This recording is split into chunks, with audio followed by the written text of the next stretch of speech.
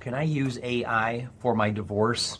Well, you're entitled to use whatever resources that you want, and they can be helpful. They can be helpful in finding a lawyer. They can be helpful for understanding what the issues are in your divorce. They can give you a broad outline. Using AI is kind of like going to the library, and you have to do your homework. You have to know where to look. You have to know what you are looking for. You have to read the materials. But more importantly, you have to understand the materials. So you can go on the internet, you can use artificial intelligence, you can use Google, whatever other resources are out there that you'll find online. But the real question is, what do you do with the information once you have it?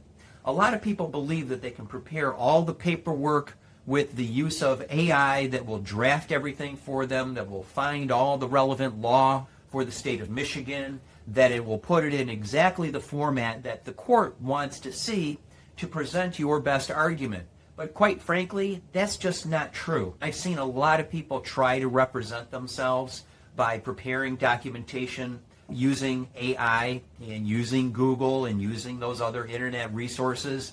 Quite honestly, for the most part, 80% of it might be okay, but that last 20%, 25% is garbage. The internet, AI, Google, they don't understand exactly how the law is applied to your factual situation.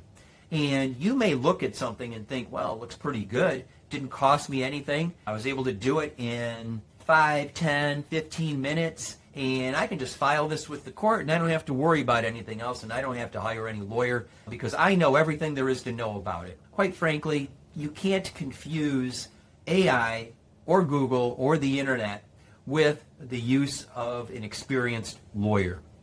Using a lawyer helps you understand what you should say to the court and what you should not say to the court.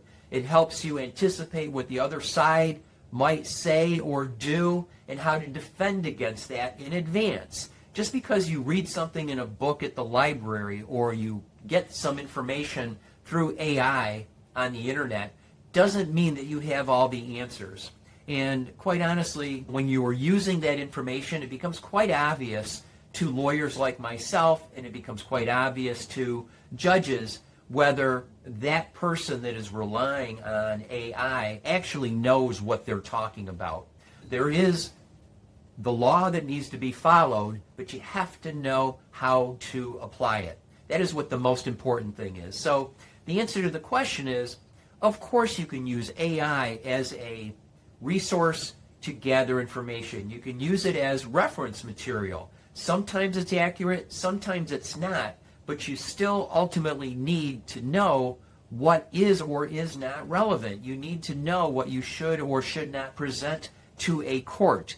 And that's why it is very important to hire a qualified and experienced attorney to help you with whatever case that you want to present to the court. When you are presenting something to the court, that's usually the only chance you are going to get. You can't have do-overs. You can't come back next month or next year and make the same claim again, because the court is going to say, and the way the rules are designed, you can't make the same claim over and over and over again until you win. Of course, if you don't win the first time or the second time or the third time, you are more than likely not going to win the fourth or fifth time anyway. A lot of people think that they are. They think they can just change something and make it work in their favor, but it does not work that way. Can you use AI to help in your divorce? Sure, you can use it as a resource. You can use it as a reference material for understanding the process, but you should get a full understanding of the process by hiring a competent and experienced attorney.